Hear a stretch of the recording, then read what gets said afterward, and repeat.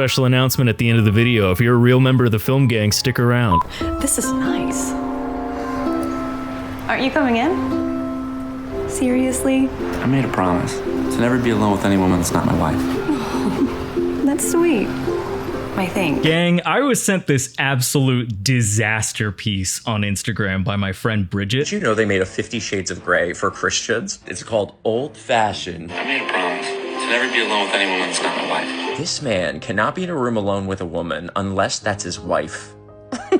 Why? He just can't help himself, I guess. So it seems pretty promising, to say the least. And lucky for us, the entire film is free to watch on YouTube. This movie made over $4mm theatrically. Oh man, $4mm. I can't wait to check the reviews. There isn't a word in any language to describe just how ass this is. If garbage had its own garbage, and that garbage was sent to the garbage dump, and that garbage dump was sent to a larger garbage. It's wild how this film makes Christian Grey seem less creepy. Yeah, so apparently this is the wholesome Christian-friendly alternative to 50 Shades of Grey. Turns out it was purposefully released on the exact same day as 50 Shades, which is why they're getting compared so much. Orange juice and toothpaste looking ass combination. Who knows? Maybe I'm just hating, and this is the best love story ever told. Grab your popcorn, gang, because it's time to watch Old Fashioned. Film commentary with Film Guy Max. Subscribe! So the film opens up on this silent film style text with a quote. Love makes your soul crawl out from its hiding place. I'm in love. And right off the bat, we're introduced to our protagonist who's named Clay. How do I know that's his name? Just a guess. This 40-year-old dreamboat with the 2010s Justin Bieber haircut is played by none other than Rick Schwarzwälder, who is also the writer-director for this film. And I don't know about you, but I always give extra creepy points when a man writes a love story for himself to star in. I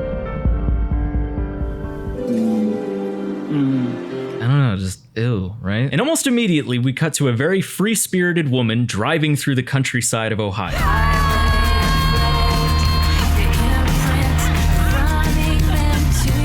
Maybe a bit too free-spirited. Are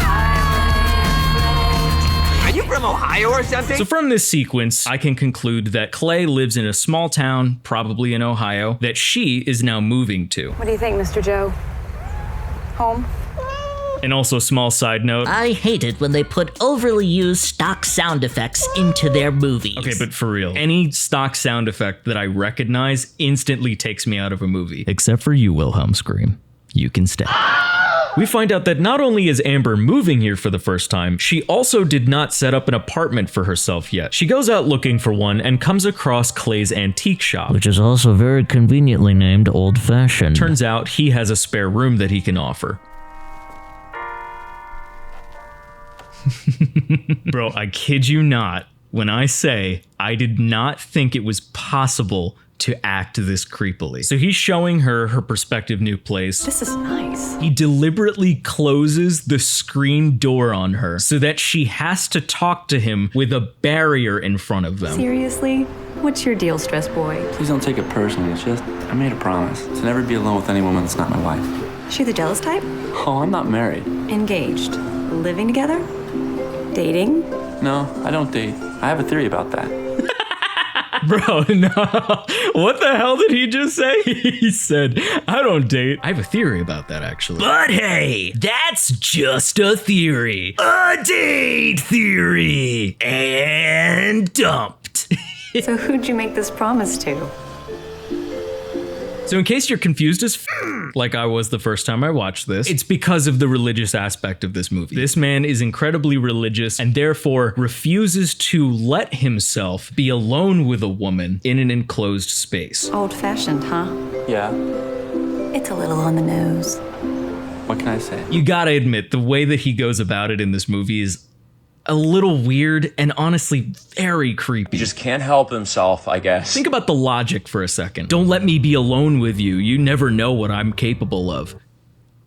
Bro, what? Cool, so she's moving in. You might notice that she has a broken hand. We'll get to that later. The next scene is all about Clay and his questionable choice in friends. All right, ladies, that's it for the big stuff. I don't know what I would have done without you. I'm guessing he's going through old belongings of his and he comes across this. Are they hinting at this like wild ass past that he's had? I'm just now looking at the screenshot of this and it says at the top, Brad and Clay doing their legit shenanigans. I don't even know what year it's supposed to be, Morty. That's the other thing about this movie. Our beloved writer-director Rick has not disclosed online his actual age. It's giving Tommy Wiseau, especially with the clothing and the hairstyle he's chosen. It's obvious that he's trying to appear much younger than he actually is. Google theorizes that he's in his 50s now. This came out in 2014, most likely late 30s, early 40s when he filmed this, and he dresses like a f***ing teenager. So now we're at a bar with his boys. This guy says the same line twice. Wait, I'm sorry. Seriously though. I'm sorry. Seriously though. And from the hints I'm gathering about this scene, our boy Clay used to be quite the dog and has now turned over a religious new leaf. Why don't you just crawl back under that cute little antique shop and make up some more theories you never test out at the grown-up table anymore? I didn't do anything unto her, and I didn't want done unto me. In contrast, his buddies, especially this guy, bag on him for being religious at all. Because as we know, there are only two types of guys in this world. The holier than thou, you must not disgrace your body for it is a temple. And dogs, man, we gotta get them. Man, man, we only want one thing, and guess what it is? Starts with S, ends with X. Women are stupid. Every single one of them loves to believe in some sort of fairy tale, offer the illusion of security, just pretend everything is gonna be okay. I'm sorry? So for some reason, she doesn't just immediately turn the radio to the next channel. No. She listens in for like a solid couple of minutes, and then she calls the hotline that it's attached to. Oh man, I can't count that high. I can. Next caller, anonymous, you're on the air. You're disgusting. You know, men like you. Yes, men like me. How much do you weigh, sweetheart? How much? 160? 170? Are you pushing 2 bills? Come on, you can be honest with me. Are we having fun yet? I need to know what was going through this actress's mind when she was reading the script for the first time. Did she get access to the whole thing and she just signed off on it? Like, yeah, seems like this would be good for my career. And you might think that the dialogue from this is far-fetched, but men like this do actually exist. And there's a surprisingly large number of them too. I'm talking to my fellow dudes over here. If you are a decent human being around a woman, whether you like her or not, you are automatically better than like 90% of guys out there, or at least straight men. And he's just the prime example of men behavior in this movie. Every single other man that is not Clay is basically just the worst human you've ever met. With a slight exception to this guy, but you'll see, it's just so... This is literally the holier than thou movie, for real. So Clay comes over to her new place as her landlord to come fix a couple of appliances that maybe broke. And this is where we actually get to see that their relationship is starting to develop. So this theory of yours, I'm curious. You're bored. Spill it. I want to know. I don't believe that dating trains us to be good husbands and wives. It just trains us to be good dates, that's it. Trains us to be skilled in the superficial. Who talks like that? I do. So much of the dialogue he has with her just sound like shower thoughts. Like, hear me out for a second. You know when you're winning fake arguments in the shower? This feels like a version of that where he's having all these imaginary conversations he wants to have with a woman. What about sex? What about it? What about sex? Anyway, how is your sex life? Not having sex does not make you a good husband. No, but learning to control myself might. Love should come first, not the other way around. Your body's a temple. I should just disclose right now, I have no problem if you are A, religious, and B, doing the whole waiting till marriage thing. That is totally cool. I am not trying to knock anybody's beliefs, but as soon as you get up on your Apple box and start acting all righteous like you're better than everyone else for doing that, that's where I have some notes. I'm gonna skip around a lot because a lot of this is just rom-com tropes that you're so familiar with. So we get a little scene introducing us to his aunt who he also lives with. It's clear he included this scene to make his character feel more likable. Whether or not it works, I'll leave up to you. They have this little banter about her dying. Finally, I thought the old bag would never kick off. There is a small subplot about her making a few new girlfriends at the place that she works at. And once again, very parallel to the way that Clay's friends are. Her friends are also just meant to show like, this is the alternative lifestyle that you shouldn't be living.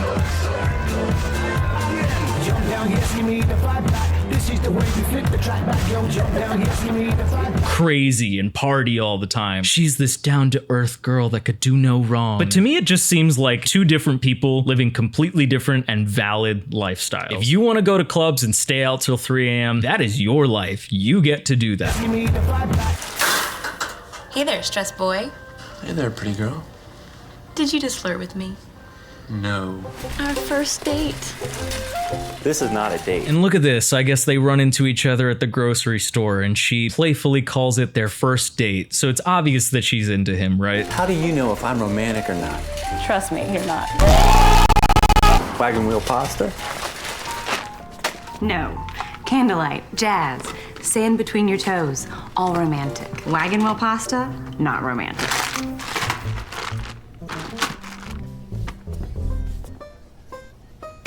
I bet you didn't catch this, but her pushing over the wagon wheel pasta is symbolism for her adding just a little bit of chaos in his mundane little life. Why does it always feel like there's only two archetypes that the man falls into? Either he's like Ryan Gosling in The Notebook, where he's like, all I ever think about is you, and I'm pouring my heart and soul out to you. And then on the other side of that, you have the shy, awkward, like, I don't know what to do with myself type guy. So then by default, you have to have this manic pixie dream girl type that does all of the relationship advancements for him. Can we please fall somewhere in the middle for once? So they keep hitting it off in the grocery store and come across one of Clay's friends and his family, and he invites them to their joint birthday party. Hey, everybody. It means so much to have you all here to share it with us. We really appreciate it. Hey, has everyone met Amber? Yes, Amber, raise your hand. Amber's new here. And dig this, Clay really likes her. I mean, a lot.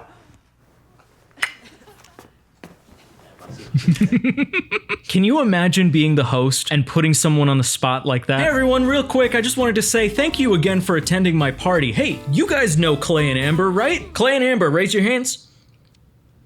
These two, super into each other. Get a room, you guys. Actually, I don't believe in rooms. I have a theory about that.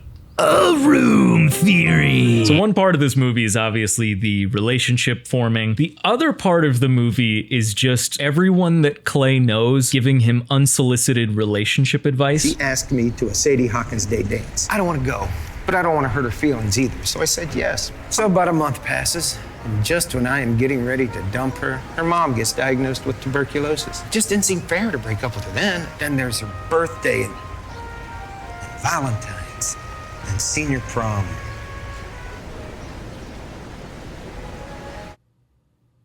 Hello? This dude is saying that he's guilted himself into staying with someone that he's not even into. Here's some S-tier dating advice from Date Guy Max. If you don't like someone, don't date them, even if it might hurt their feelings. So this is where we get to learn a little bit more about their backstories. This is also where we see that Amber has telepathic powers and can speak to Clay without moving her mouth. Alfred Lord Tennyson, 1809 to 1892. The first time I read that, I was at a high school football game.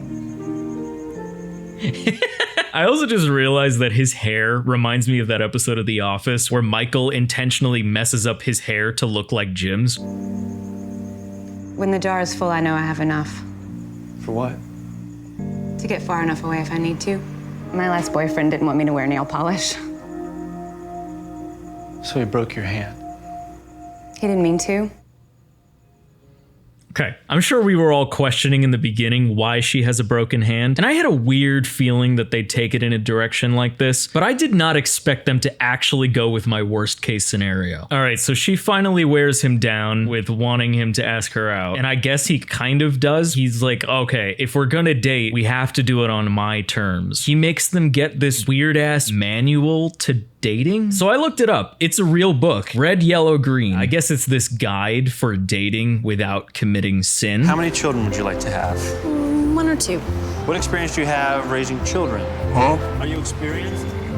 Mr. Walsh, the world wants to know, when are you going to kiss her?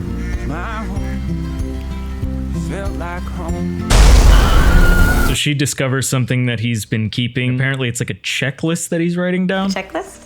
Magnifying glass and Spanish CD. Check. Respect her emotions as well as her body. Check. Get her a gift. Tell her she's pretty. Treat her with decency. Do the bare minimum. How is it possible that you're not already married? I'm gonna use little boy's room. Please don't ever say that again. So yeah, Clay's friend actually did wind up getting engaged to his longtime girlfriend, and now they're at the bachelor party. Hey, bring it in here. You gotta get. You see, look, we're getting hungry, man. Come on. Hotel security. And somebody calls hotel security about a noise complaint. But plot twist, it's a Clay is super duper uncomfortable. David, don't do this. Open that door. You kidding me? Open the door! I'm not gonna open the door. Think about Lisa and Cozy. What? They have nothing to do with this. He's not hurting them. All right, here's the dealio. I completely understand if people would be uncomfortable witnessing or being a part of what normally happens at bachelor parties. I myself am included in that. But if I were Clay in this situation, I would just not make a scene and exit the room. Again, it's not the belief itself that annoys me. It's when you impose those beliefs onto others to the point where they all have to conform to what makes you comfortable. How are we to know that him and his fiance didn't have a talk before this, like, oh yeah, you can go to the bachelor party and do whatever, I don't care, and like genuinely means that? Clay doesn't know that, and just because he doesn't believe in doing something like this, he stops it for everyone. Does anybody else have a problem with this? No. You know what? No, Clay. Then on the other side of that, you have Chucky enabling the whole situation. He's probably the one that called the in the first place. It's clear that his role in the story is solely to exist as the shittiest person so that Rick the director can point at him and be like, see, this is what I'm not. I'm not a misogynist, he is. But then at the same time, the main conflict in this rom-com is their body count. How many sexual partners have you had in the past 10 years? This is almost a normal date. Oh, a normal date. You mean where two strangers hop into bed and then try to figure out later whether or not they have anything in common? You're scoring all kinds of points. Fine. I've been with 5. I've had sex with 5 men.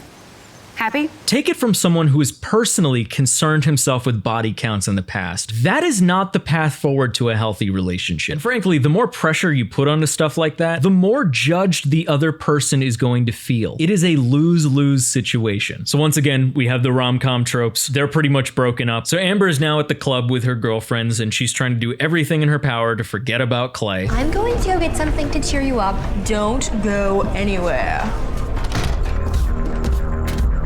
I found you something interesting. Looks fun. Hi. Oh my God! Is that Chucky? You allergic to cats? Bro, what is going on? All right, so it turns out this is all basically just for shock value because literally nothing happened. She didn't even do anything with Chucky, so he just... So we're pretty much nearing the end at this point. She comes to his house, knocks on the door, and says this. I don't want normal. I want you. Please level with me here. Is this really what you want to hear from somebody who is pouring their heart out to you? So they like kind of make up, but we're not done yet. All right, here we go. The last sequence in the film, the big romantic gesture to make it up to her. What is he going to do? As the morning sun longs to break free of the horizon, I long for you. I really mean it, baby. So of course we get the cliche montage of them realizing they're in love with each other and they slowly get closer and closer in location. And I gotta say, I'm usually not the one to point this out, but the auto-tune that they used on the soundtrack for this is so bad.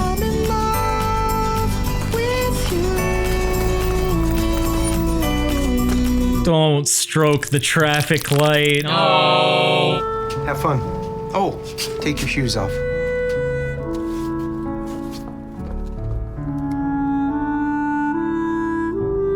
So bro decided to rent out the grocery store that they had their first date in and fills it with sand and candles and an entire band.